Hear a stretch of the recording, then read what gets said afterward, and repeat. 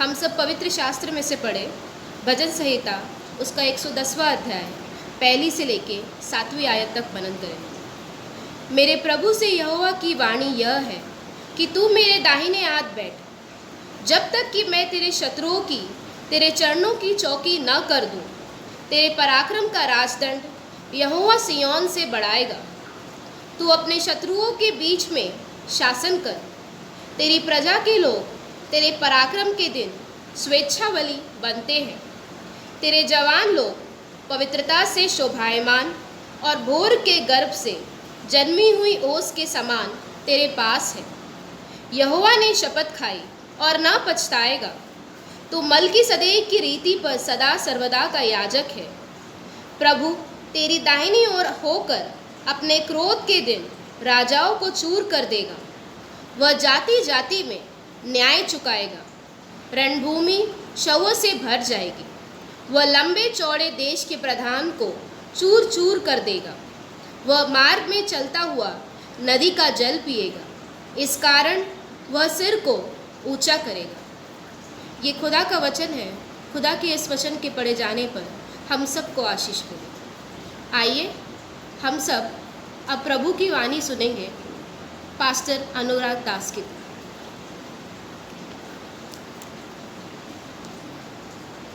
प्रभु यीशु मसीह की महिमा और उसकी तारीफ युगानुग होती रहे। आइए हम संदेश में जाने से पहले छोटी सी दुआ करेंगे। हमारे महान और जीवित खुदा बाप प्रभु यीशु मसीह इब्राहिम इसाक और यूसुफ के जीवते हुआ हम सबको आशीष और ब्लेसिंग दीजिए, ताकि पवित्र शास्त्र के जो पूरी फूके जाने वाले पाप पूरी फूके जाने वाले हैं और खुदा उसकी जो विपत्तियाँ सारी दुनिया पे और सारे विश्व के ऊपर में आने वाली है, तो किस तरीके से शैतान को बंदी बनाया जा रहा है और जो अविश्वासी लोग हैं उस पर विपत्तियाँ किस तरीके से आसमान से और धरती पे उनके ऊपर में उमड़ रही है और वो सारे इन विपत्तियों को किस तरीके से वो अपने अपने ऊपर में वो अपने ऊपर में लाएंगे। ये सारे बातों को आप भेजो तो खुदा आज पवित्र शास्त्र के जरिए से और आपके पवित्र आत्मा के जरिए से हम पे उजागर कीजिए। प्रभु यीशु के नाम में मांगते हुए Let the words of my mouth and the meditation of my heart be acceptable in thy sight, O Lord, my strength and my redeemer। और पिछले संडे मैंने आपको पूरी फूके जाने वाला जो 7 दूत है पूरी फूके जा रहे हैं प्रकाशित वाक्य के 8वें अध्याय में, और मैंने आपको बताया कि वहाँ पे थोड़ा सा रिकैप पीछे लेते कि जहाँ तक हम लोगों ने ले लिया है चौथे दूत ने पूरी फूकी, वहाँ तक हमने ले लिए थे। उसका 5वां 6वां और 7वां जो पूरी है उसके ऊपर में आज हम लोग मनन करेंगे और उसका हम देखेंगे कि ये आगे में जो भविष्यवाणी है वो क्या हो रही है। प्रकाशित वाक्य के पहले अध्याय में पहले आयत में लिखा है कि खुदा अपने दूत को भेजेगा और ये सारे गुप्त मने बातें और जो भविष्य में होने वाली है बातों सारी बातों को वो बताएगा, दिखाएगा, समझाएगा। और यही दूत 19वें अध्याय में प्रकाशित वाक्य के 10वें अध्याय में और पूरे प्रकाशित वाक्य के अंदर में यूहन्ना को सारे भेद दिखा रहा है, समझा रहा है। उदाहरण के तौर पे 10वां अध्याय में भी है, 19वें अध्याय में वहाँ से ना पढ़ते हुए 22वें अध्याय में मैं सीधा लेके जाता हूँ आपको। मैं वही यूहन्ना हूँ, 22वां अध्याय और 8वीं आयत, जो ये बातें सुनता और देखता है। सुन रहा है किससे और देख किस रहा है? भविष्यवक्ता की आवाज़ से। जब मैंने सुना और देखा तो जो दूत मुझसे बातें करके दिखाता था, ये सारी बातें दिखाता था, मैं उसके पाँव पर दंडवत करने के लिए गिर पड़ा और उसने मुझसे कहा, देख ऐसा मत कर, क्योंकि ये जो दंडवत कर रहा है वो मनुष्य है, तो मनुष्य को ऐसा लगा वो ये कुछ बहुत बड़ा दूत होगा, लेकिन उसने दूत ने बताया कि मैं भी मनुष्य हूँ तेरे समान, आप जैसा है वैसा मैं भी हूँ भविष्यवक्ता। और जो प्रभु यीशु मसीह की भविष्यवाणी और उसकी टेस्टमनी और क्या क्या इस प्रकाशित वाक्य में हो रहा है छुपे हुए भेदों को दिखा रहा हो। तो यूहन्ना बोल रहा है कि जो मेरे को दिखा रहा था और जो मुझको समझा रहा था, जो मुझसे बातें करता था, देख ऐसा मत कर, वो कहता है कि ऐसा मत कर, क्योंकि मैं भी तेरा और तेरे भाइयों भविष्यवक्ताओं का, ठीक है, वो भी अपने आप को भविष्यवक्ता बोल रहा है। तो हमारा जो हमारे समय में जो भविष्यवक्ता आया, विलियम मैरियन ब्रैनम, सारे संदेशों को समझाने के बाद में हम कुछ बातें आपको सामने में रख रहे हैं, ताकि आप ये बातें समझ ले कि प्रकाशित वाक्य किस तरीके से खुला है और उसके जो किताब है, जो किताब के भीतर में लिखी हुई। तो ये जो किताब है, इसके भीतर में कितने सारे पन्ने होंगे, बहुत सारे, 66 अध्याय है इसके अंदर में। इतना ही भार पीछे भी लिखा हुआ है, जो पीछे लिखा है वो सामने नहीं आ रहा है, लेकिन सामने कब आ रहा है, जब हमारे भविष्यवक्ता ने सारे भेदों को खोला। तो ये से जो अंदर में लिखे हैं उतना ही भार पीछे भी लिखा हुआ है। इसी के लिए वो कह रहा है कि मैं उसके पाँव पे गिरा, ये सारी बातें सिखा रहा, समझा, उसको लगा कि ये बहुत बड़ा कुछ दूत है, तो उसको खुदा का दर्जा दे रहा था। वो बोलता है मुझको खुदा का दर्जा मत दे, मैं भी तेरा संगी दास हूँ और भविष्यवक्ताओं में से उस पुस्तक की बातों को मानने वालों का संगी दास हूँ, परमेश्वर को ही दंडवत कर। फिर उसने मुझसे कहा, इस पुस्तक की भविष्यवाणी को मत बंद कर, क्योंकि समय निकट है। मत बंद कर मतलब इस भेदों को खुलना है, क्योंकि समय निकट है। और हम लोगों ने देखा कि भेद खुले, और हमने प्रकाशित वाक्य के पहले अध्याय से अभी 8वां अध्याय चल रहा है, उसके अंदर में मोहरे पूरे मोहरों के अंदर में किस तरीके से क्लेश है, शैतान ने सारी दुनिया के अंदर में मचा रखा है और अविश्वास फैलाया है। क्या फैलाया है? अविश्वास। उसने एक ही काम किया, जीवते सिंगल गॉड से विपरीत उसने दूसरे देवी देवताओं को खड़ा कर दिया। वही सिंगल गॉड को उसने त्रेव देवों में बदल दिया, जिसको आज सारी दुनिया मान रही है। जब भविष्यवक्ता ने और हमारे संदेश के जरिए से हमने देखा, सुना, समझा कि प्रभु यीशु मसीह ही एकमात्र खुदा है। और ये बातें हमने आपको बहुत सारी बातें जगह आपको दिखा दी। अब 8वें अध्याय के अंदर में आध घड़ी का सन्नाटा है।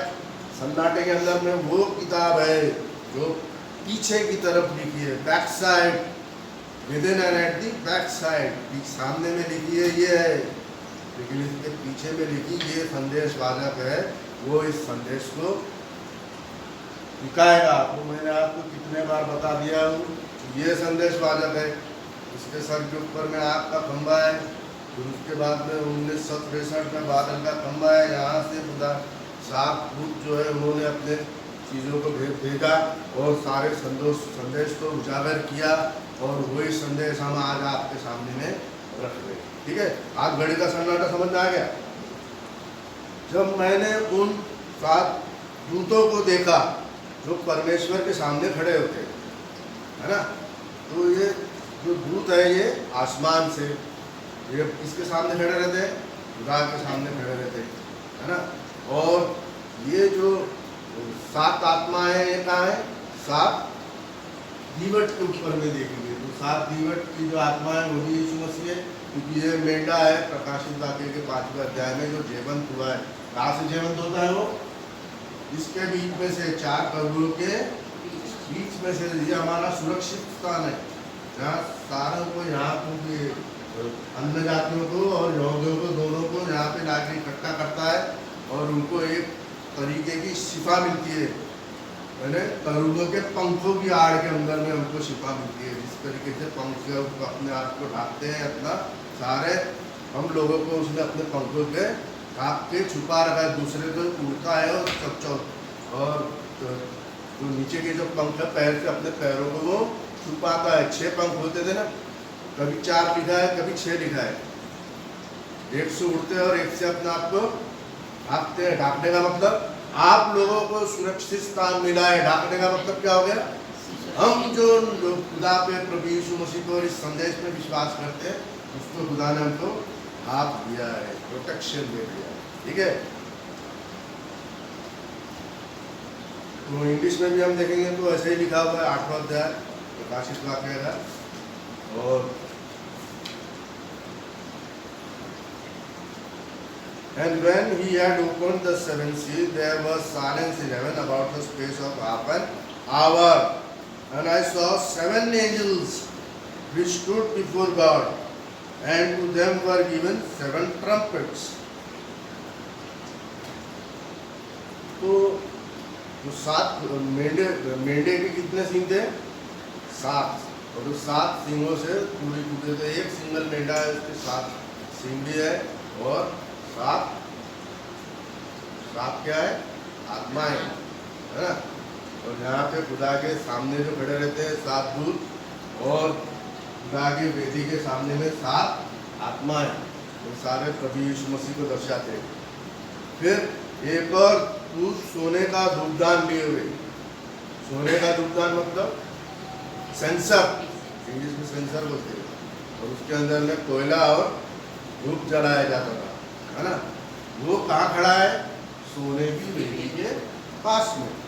जब याजक आता था लहू लेके, तो जो सोने की वेदी दी थी, इसको 4 सिंग हुआ करते थे, उसके बाजू में आके वो खड़ा होता था, वहाँ पे धूप जलाता था, और अपने धूपदान के अंदर में वहाँ से कोयला लेता था, और वहाँ पे धूप जलाता था, और वो कोयले को ले जाके ये पवित्र स्थान में, ना, परम पवित्र स्थान में, पर्दे के भीतर, वहाँ पे वो धूप जलाता था। वो हमारी प्रार्थनाएं हैं, ये हम लोगों ने देखा। फिर हमने देखा कि बहुत धूप दिया गया कि सब पवित्र लोगों की प्रार्थनाएं के साथ में सोने की उस वेदी पर जो सिंहासन के सामने है चढ़ाए। सोने की वेदी है, जो सिंहासन है ना, सिंहासन अभी आसमान में हो गया, वो सिंहासन छोड़ दिया क्योंकि पर्दा हट गया, लहू लग गया, और प्रार्थनाएं भी आपके धूपदान के जरिए से पहुंच गई। वही धूपदान और लहू यहाँ पे लाके 4 सिंगों को लगाता है। 4 सिंग को लगाने का मतलब 4 करूब मतलब खुदावंद प्रभु यीशु मसीह की आत्माएं। और फिर यहाँ पे वो खड़ा है धूपदान लिए हुए, जिसको प्रोटेक्शन देना है, उसने प्रोटेक्शन उसका दे दिया। उसका धुआं कहाँ गया? स्वर्ग से। अब वो सिंहासन वहाँ से जो खुदा दिखता था पर्दे के भीतर, अभी वो छुपा हुआ नहीं है, बल्कि इस वेदी के ऊपर है, 4 करूबों के सर के ऊपर में वो दृश्य दिखा रहा है। यहाँ पे चढ़ाए उस धूप का धुआं और पवित्र लोगों की प्रार्थनाएं सहित स्वर्गदूत के हाथ से परमेश्वर के सामने पहुंच गए। स्वर्गदूत के हाथ से, यानी खुदा हमारा जो परम, अभी हमने पढ़ा भजन संहिता में, बहन स्वामी सिस्टर ने पढ़ा, क्या पढ़ा? मलकीसदेक महायाजक, जो कभी मरता नहीं, जो स्टार्टिंग से है और उत्पत्ति से पहले भी है। वो एक सिंगल जो उत्पत्ति से भी है, उत्पत्ति से पहले भी है। सन ऑफ गॉड और फादर, उत्पत्ति से पहले फादर, और सन ऑफ गॉड उत्पत्ति से, और अभी हमारे समय में पवित्र आत्मा। रोल है उसके 3 एक ही खुदा के, एक व्यक्ति के सिंगल पर्सन है, पर्सन गॉड है। इब्रानियों 1 में भी लिखा है उसके बारे में, is a single person God, और Jesus is the image of that God. और यीशु के जो देखना है तो कहाँ पे खड़ा है? वो खुदा के बौसम में। बौसम मतलब सामने का पोर्शन, इनविजिबल गॉड के सामने का पोर्शन। जब स्वर्गदूत ने धूपदान लेकर उसे वेदी की आग से और पृथ्वी पर लिए और भरी, और पृथ्वी पर डाल दी। क्या करा उसने? अब जिसको प्रोटेक्शन देना था वहाँ से प्रोटेक्शन मिल गया, या प्रोटेक्शन हो गया। जिसको प्रोटेक्शन नहीं होना था उसका प्रोटेक्शन खत्म करने के लिए उसने सारा वेदी का कोयला यहाँ से क्या किया? ये वेदी क्या करती थी? शुद्ध करती थी, है ना। इसी वेदी के बीच में, करूबों के बीच में से यशायाह नबी के लिए भी उस करूब का हाथ, यानी खुदा का हाथ उसके होठ को लगाता है यशायाह पर, और यही को भविष्यवाणी करने देता है कि जा लोगों को जाके भविष्यवाणी कर, क्योंकि सुनते तो रहेंगे लेकिन बूझेगा नहीं, इनको दिखेगा नहीं। देखते तो रहेंगे, दिखेगा नहीं, और सुनेंगे तो लेकिन समझ में इनको आएगा। ऐसी टेढ़ी जाति स्टार्टिंग से ही है और आखिर तक रहेंगी। आज हमारे समय में भी है ना। और अब फिर मोहरें खुलती है, मोहरें खुलने के बाद में फिर अब यहाँ पे टूरी खुली है, तो वो पहले दूत ने जब पूरी फूकी, है ना, तो आग से लिपटे हुए ओले गिरे। ओले मतलब ये स्वर्ग के एंजल जो भगाए गए थे, वहाँ पे वो लोगों को सारों को धरती पे फेंका गया। कैसा फेंका गया उनको? जैसे ओले गिरते हैं ना, वैसे पट पट पट पट सारे को टपकाया गया। काय से टपकाया गया? पानी से नहीं, आग और इससे, यानी उनको पूरा वहाँ से आसमान से भस्म करते हुए आ रहा है। भस्म मतलब आसमान को, उनकी जो शैतानी ताकत है उनको आसमान से, स्वर्ग से हटाया जा रहा है ना। फिर दूसरे दूत ने पूरी फूकी तो मानो आग का सा जलता हुआ एक बड़ा पहाड़। ये पहाड़ आपको मैं यहाँ आगे जाने से पहले, 5वीं तूरी 6वीं तूरी जाने से पहले, है ना, पहला हाय, पहला वो, WO हाय, दूसरा है, और तीसरा मतलब समापन। मैंने खुदा को भी बोला जाता ना, होली होली और होली, हाय हाय हाय, खत्म, है ना। रेस में भी दौड़ते हैं तो on your marks, get set और गो। आखिर की बात को बताता है कि अब यहाँ से शुरुआत हो गई और खुदा की महिमा शुरू हो गई। तो एक बड़ा पहाड़ आसमान से गिरता है। ये पहाड़ कौन सा है? जहाँ से शैतान इबादत करता था। ये अगर मैं झूठ बोल रहा हूँ तो मैं आपको यशाया नबी 14 और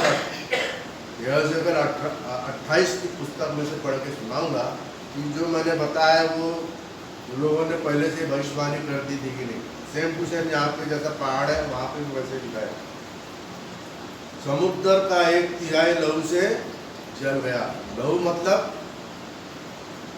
अब मिस्र में जब फिरौन ने मूसा को तकलीफ देनी शुरू की और अत्याचार लोगों पे किया, तो खुदा ने मूसा से कहा कि लाठी को तू नील नदी पे, तो पूरा नदी का पानी क्या हो जाएगा?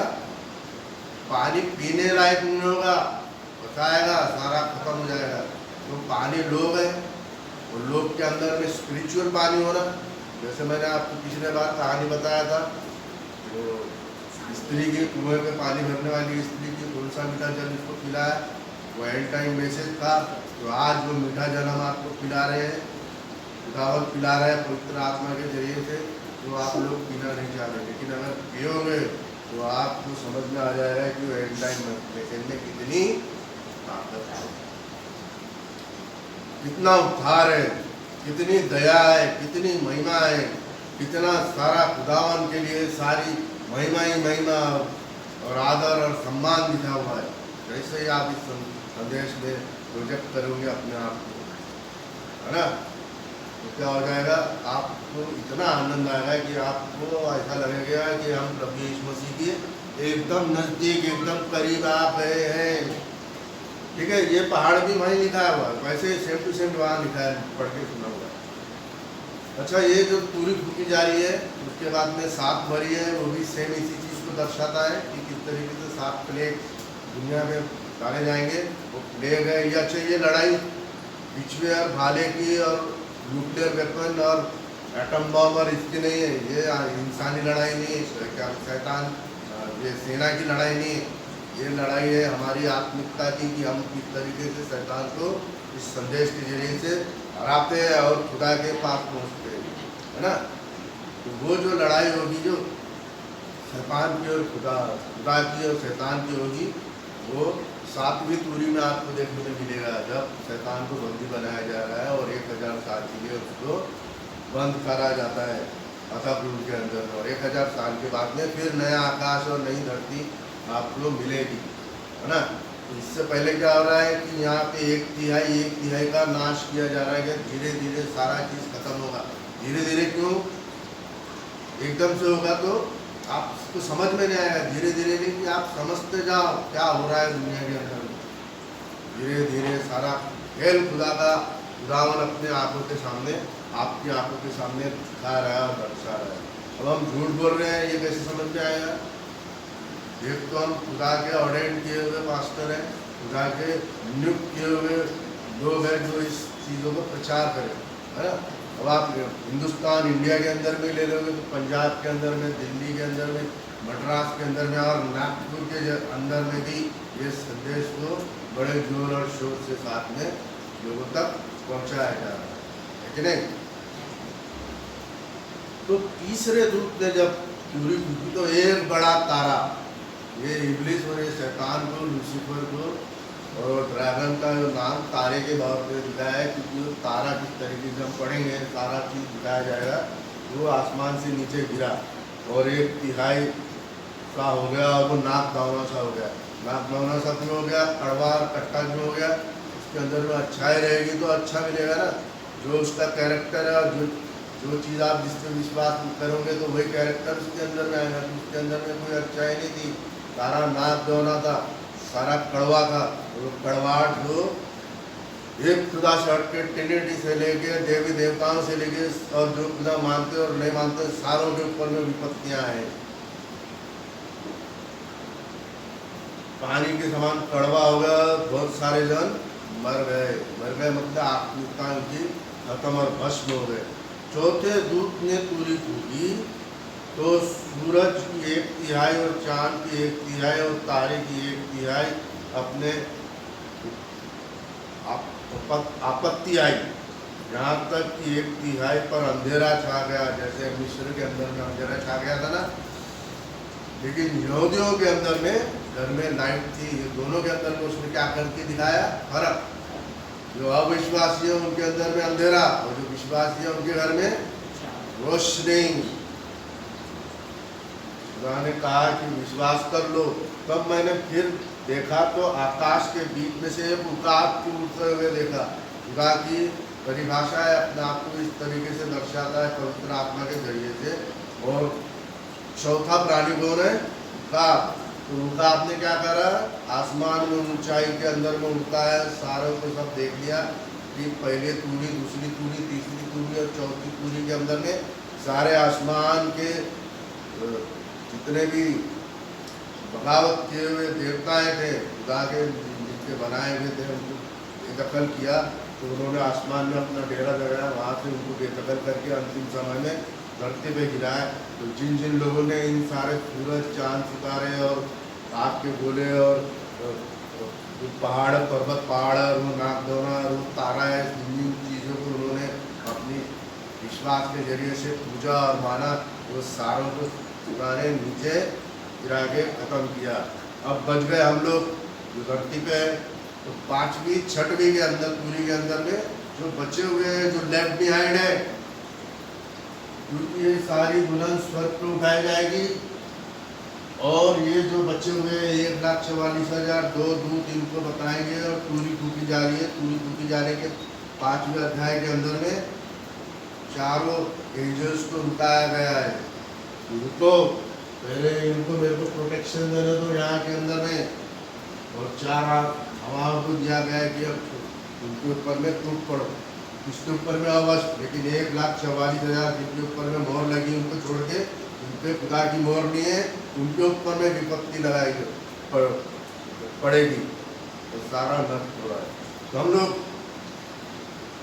जैसे भी इनको पढ़ ले, पहले आपको ये समझ में आ जाएगा कि मैं जो बता रहा हूँ वो सच्चा है कि नहीं, भविष्यवक्ता ने जो संदेश दिया वो सच्चा है कि नहीं, और पहले से इसकी भविष्यवाणी हो चुकी हुई है कि नहीं, कि ऐसा होने वाला है। देखिए हम लोग पढ़ेंगे 14 और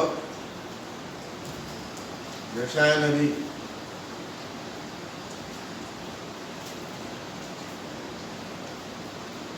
इसकी परिभाषा लिखी है शैतान की, है ना। देखो कैसा लिखा है, 3री आयत से पढ़ेंगे। जिस दिन यहोवा तुझे तेरे संताप और घबराहट से और उस कठिन श्रम से जो तुझसे लिया गया विश्राम देगा, उस दिन तू बेबीलोन के राजा पर ताना मार कर कहेगा, परिश्रम करने वाले कैसे नष्ट हो गए। बेबीलोन को नष्ट करेगा ना। अब जब हम 17 और 18 अध्याय पढ़ेंगे तो बेबीलोन किस तरीके से नष्ट होता है। बेबीलोन कौन है आज की तारीख में? इटली, रोम, जहाँ से त्रिएक देव का प्रवचन चला, शुरुआत हुई और वहाँ से बहुत सारी कलीसियाएँ बनाई गई जो उनके बच्चे कहलाते हैं। और ये क्या है, उसकी माता वेश्या, क्या है, वेश्याओं की माता है। तो बाकी जितने भी डिनोमिनेशन बने आज उनके उस माता के बच्चे हैं। क्यों? क्योंकि आज भी वो ट्रिनिटी को फॉलो कर रहे हैं। और वो मार्क है 666, है ना। ट्रिनिटी में भी तीन देव है, तो 1, 2 और 3, 6 मार्ग है। उस मार्ग से हमको अपने आप को बचाना है। तो बैबीलोन पढ़ेंगे और बताएंगे कैसा बैबीलोन की शक्तियाँ हैं जो कैसे खत्म करता है प्रभु यीशु मसीह। सुनहरे मंदिर से भरी नगरी, सोने से बनी हुई नगरी कैसी नष्ट हो गई है।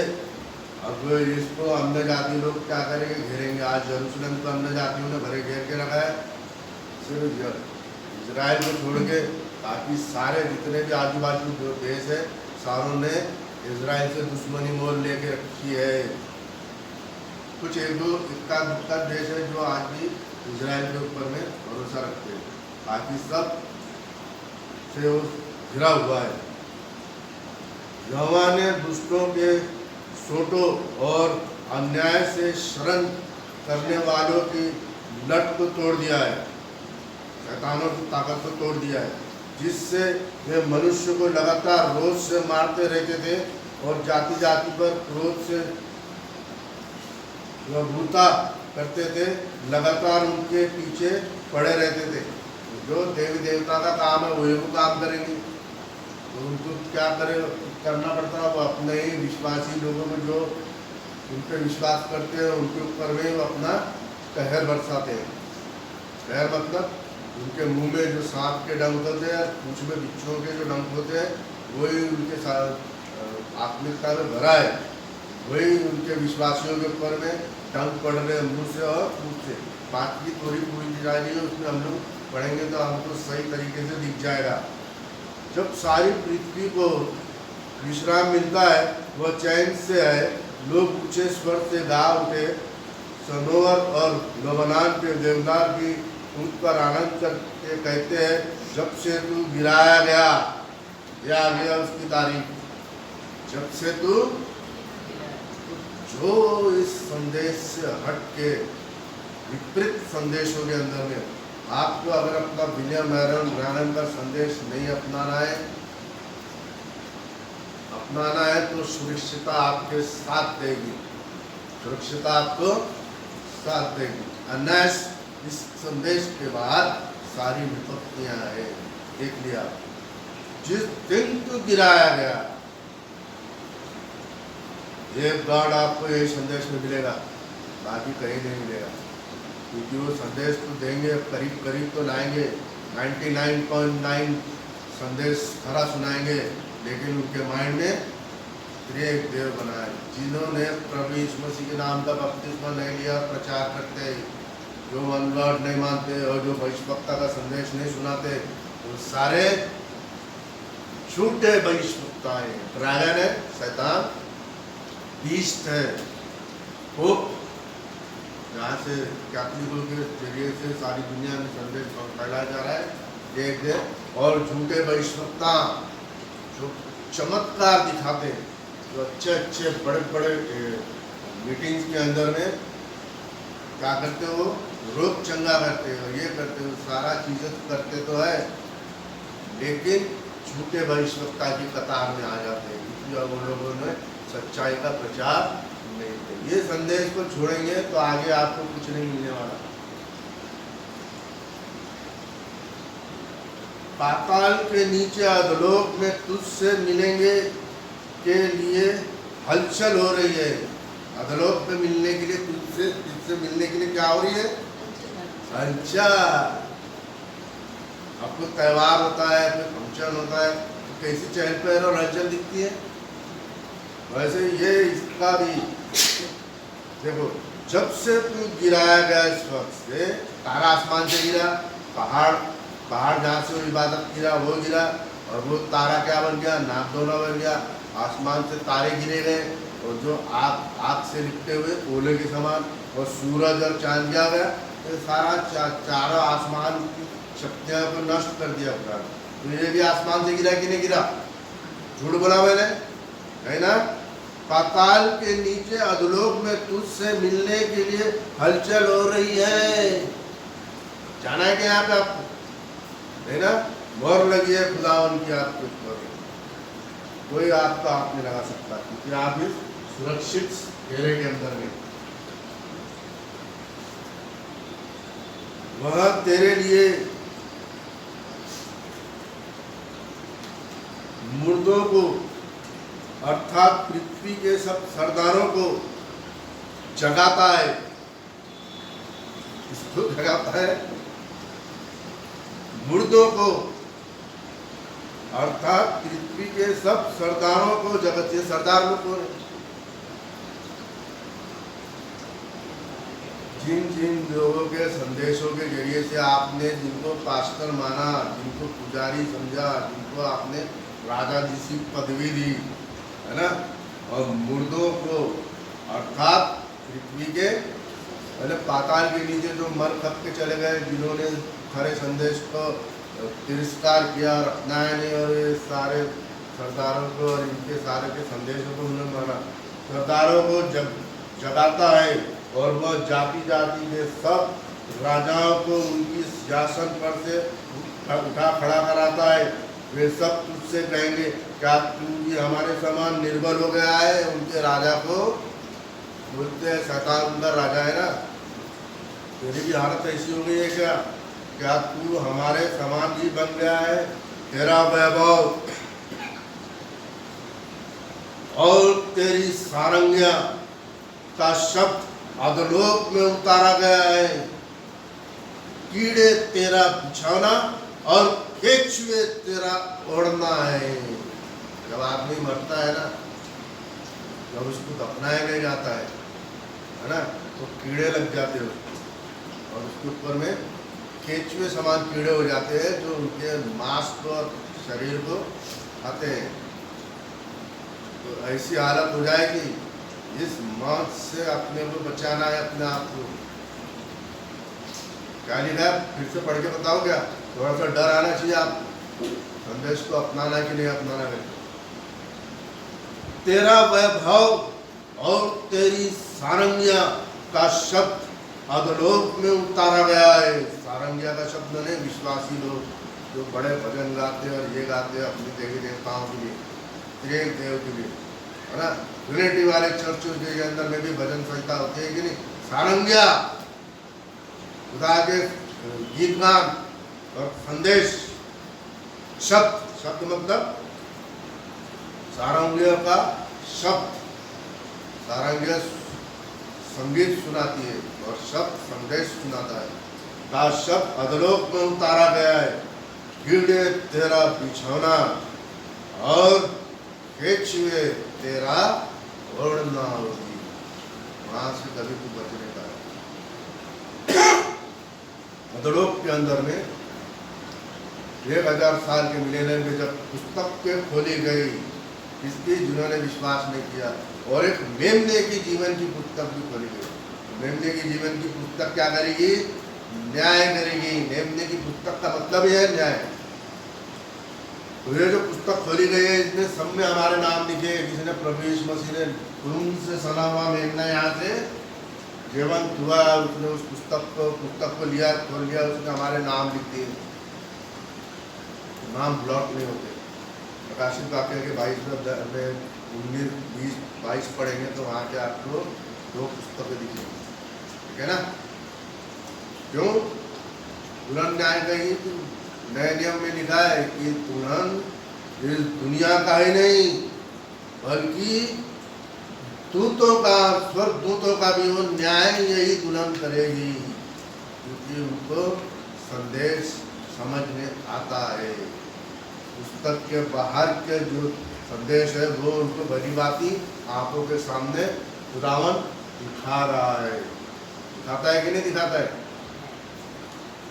होली स्पिरिट को आप देखेंगे डव के नाते आंखों के सामने आप देखेंगे आता और जाते हुए आपको नजर आएगा। आप संदेश को खोलेंगे, आप देखेंगे और आंखों की तरफ नजर करेंगे तो आपको दिखेगा कि कोई जो संदेश है खुदा का पवित्र आत्मा की ओर से नियुक्त किया हुआ ये संदेश है। ये भोर के चमकते हुए तारे आ गया, तारा पूरी डूब गया तो तारा था वहाँ पे। तो जिसको मैंने कहा कि शैतान गिराया गया, मैं बताया तो आप लोगों ने विश्वास किया होगा, इन्होंने नहीं किया, पर अब तो विश्वास कर लो, क्योंकि आपको यहाँ से भी दिखाऊंगा और ऐसे की किताब की भविष्यवाणी में भी दिखाऊंगा। क्योंकि ऐसे लोग तो मूसा के समय में भी थे। खुदा को ने मूसा को बोला जा मेरे लोगों को छुड़ा के ला, डिलीवर था वो, जैसे प्रभु यीशु मसीह ने हमको डिलीवर किया। कहाँ डिलीवर किया? इन 4 करूबों के बीच में, सुरक्षित स्थान में। तो वो बोलता है कि ये लोगों को मैं नहीं बता सकता, ये मेरा विश्वास नहीं करेंगे। तो उसने कहा कि लाठी को डाल, तो लाठी फिर साफ करके पहले चिन्ह को नहीं मानेंगे तो दूसरे चिन्ह को मानेंगे। फिर वो हाथ को ऐसा कर, तो हाथ को ऐसा कर तो तोड़ हो जाएगा, फिर ऐसा कर तो फिर वो हाथ चंगा हो जाएगा। ये 2 चिन्ह दिखाया था। पहले की नहीं मानेंगे, दूसरे की तो मान लेंगे, और दूसरे की भी नहीं मानेंगे तो प्याला, क्रोध का प्याला, जो 7 दूध जो पूरी टूटेंगे तो वो क्रोध के प्याले को तो धरती पे पानी को उंडेल देना, और वो पानी धरती पे क्या बन जाएगा? लहू। पानी पीने लायक नहीं रहेगा। एक तो वो पानी है जो जीवन देगा, और वही पानी को अगर आप नहीं पियोगे तो आपके लिए क्या बन जाएगा? लहू बन जाएगा, बिना पीने लायक बन जाएगा, और आप प्यास से मर जाएंगे। लेकिन ये वो पानी है, अगर पियोगे तो जिंदगी भर प्यासे नहीं रहोगे। एंड टाइम मैसेज की ये वाणी और ये संदेश है। हम आपको प्रभु यीशु मसीह के बारे में बताते हैं। हम अपनी महिमा और लोगों की महिमा, चर्च कलीसिया की और इसकी महिमा नहीं करते। एक ही की महिमा करना है, वो है जिंदा खुदावन प्रभु यीशु मसीह। तो मन से कहता था मैं स्वर्ग पर चढ़ूंगा, स्वर्ग से गिराया गया, अब ये स्वर्ग से भी ऊपर में चढ़ने जा रहा है, जहाँ पे खुदा ने इनविजिबल वर्ल्ड के अंदर में, जहाँ कोई पहुंच नहीं सकता, सिर्फ विश्वास के जरिए से हम इसको देखते हैं। और 3 जनों को वो दर्शन दिखाया गया, यशायाह, एजेकियल और यूहन्ना। सिंहासन को ईश्वर के तारगण से अर्पित कर ऊंचा करूंगा। देखा, फिर तारों का नाम आ गया ना। तारे भी गिराए गए कि नहीं? तारों को आसमान से ऊंचा करना। मेरे देवी देवताओं को, जो अविश्वासी लोग हैं, उनको आसमान में खड़ा करके वहां से भी वो ऊपर ले जाऊंगा, ठीक है। और उत्तर दिशा की छोर पर सभा के पर्वत पर भी जाऊंगा। देखा हो, मैंने आपको पढ़वाया, पर्वत आसमान से कैसा गिरा। तो पर्वत क्या होता है? जहाँ से पर्वत से, जहाँ से वर्षित की जाती है। तो शैतान भी यहाँ से पहले जो गोली था, पवित्र था, भोर का चमकता हुआ सितारा था, आसमान से गिराया गया। लेकिन वो एक तारा है, प्रभु यीशु मसीह भोर का चमकता हुआ तारा, जो रात भर चमकते हुए भोर तक चमकता है, यानी beginning and the and, alpha and the omega. सारा कुछ उसी के जरिए से, उसी के लिए और उसी के वास्ते सारी चीज सिरजी गई। The Almighty God, Melchizedek, the pastor and the God of our faith. हम इस खुदा को विश्वास करते हैं, मल्कीसदेक की, जिसकी ना तो कोई शुरुआत है और जिसकी शुरुआत भी है, और जिसका न माँ है न बाप है, और सारी चीज इसी के लिए, इसी के द्वारा और इसी से जरिए से और इसी के लिए ही सिरजी गई। आदि में वचन था, इनविजिबल वर्ड, इनविजिबल गॉड। वचन खुदा था, वचन खुदा था, और दिखने वाला वर्ड, और उस दिखने वाले वर्ड ने सारों को बताया, and the word was God. समझ गया?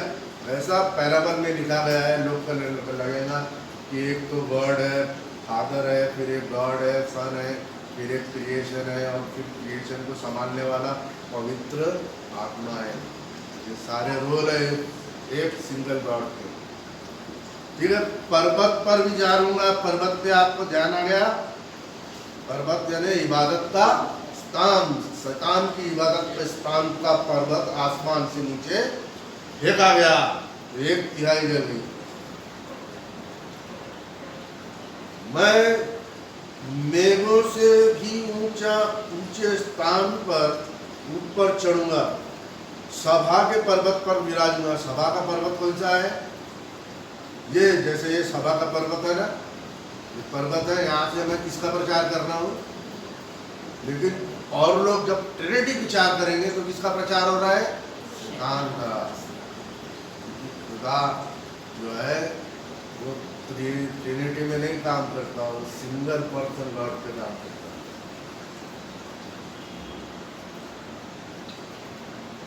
ये सभा स्थान पहाड़ का है, उसको नीचे गिराया। मैं मेघों से भी ऊंचे स्थानों के ऊपर चढ़ूंगा। मैं परम प्रधान के God, people are worshipping him as a God, trinity form in any other ways. Trinity के बारे में भी उसका पूछते हैं, तो देवी देवताओं के रूप में, और मरे हुए संतों के रूप में, और स्त्री पूजाओं के रूप में, और जो है कि खुदा है ही नहीं, ऐसा भी लोग विश्वास करते हैं। तो ये सारों के ऊपर में विपत्ति आ रही। परंतु तू अधोलोक में उस गड्ढे की तह तक उतारा जाएगा। अधोलोक में वो ऐसा अधोलोक मतलब बिना इसका गड्ढा, बॉटमलेस पिट जिसको बोलते हैं, जिसकी कहीं स्थिरता नहीं है, गड्ढा ही गड्ढा है, गड्ढा ही गड्ढा है, तो कहीं अंत नहीं। बॉटमलेस पिट बोलते हैं। जो तुझे देखेगा तुझसे ताकते हुए तेरे विषय में सोचकर विचार करेंगे, क्या यह वही पुरुष है जो पृथ्वी को चैन से नहीं रहने देता था और रात में घबराहट डाल देता था? चैन से नहीं रहने देगा यार। ये आपके अंदर में काना फूसी करके आपको एक गॉड कर इस संदेश से हटाएगा, आपको इस संदेश में आने नहीं देगा। चैलेंज है, लिखा गया है, भविष्यवाणी है। तुमको बहकाएगा, भटकाएगा और घबराहट डाल देगा, और तुमको चैन से रहने नहीं देगा। हमारी आत्माओं को क्या रहने चैन से? जो जगत को जंगल बना देता, देखा? जंगल मैंने सब जला देता, और उनके नगरों को ढा देता, देखा? आसमान से गिरे तो आग से क्या नष्ट हो रहा है? पेड़, नदी, नाले और समुद्र और घास और चराइयाँ, सारों को क्या हो रहा है?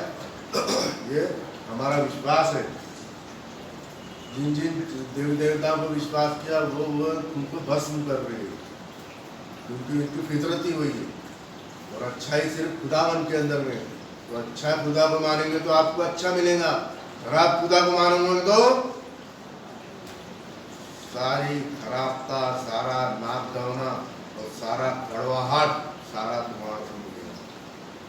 हम सबको अगर सच्चे खुदा को विश्वास करेंगे तो मीठा जल मिलेगा, 12 फल मिलेंगे हर महीने के हर सीजन के अंदर। प्रकाश सुभाषी के 22वें अध्याय में लिखा है, 19, 20, 21, 22 पढ़ना। और अपने बंदियों को घर जाने नहीं देता था। जाति जाति के सब राजा अपने अपने घर पर महिमा के साथ आराम से पड़े हैं, परंतु तू निकम्मी शाख के समान अपनी कब्र में से फेंका गया। निकम्मी शाख के समान अपनी कब्र में से फेंका गया। तू उन मरे हुओं की शवों से गिरा है। काय से गिरा है? मरे हुओं की शवों से गिरा है। यहाँ मृत्यु और अधोलोक है। और दाऊद राजा क्या कहता है कि मैं ये दुआ walk through the valley of shadow of death, वो मौत की वादियों से चला जा रहा हूँ, जिनको कहा से मेरे को शैडोज दिखले हैं, किसके? मुर्दों के।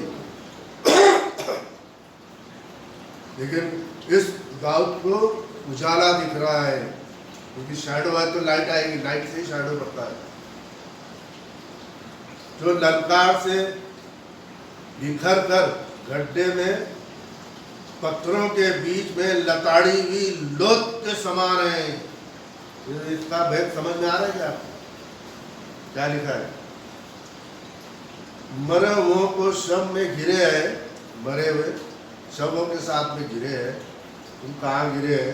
आत्मिकता से मरे हुए, जिंदा तो दिख रहे हैं लेकिन आत्मिकता से मरे हुए, जो तलवार से भीग कर गड्ढे में पत्थर के बीच में लताड़ी हुई लोथ के समान है।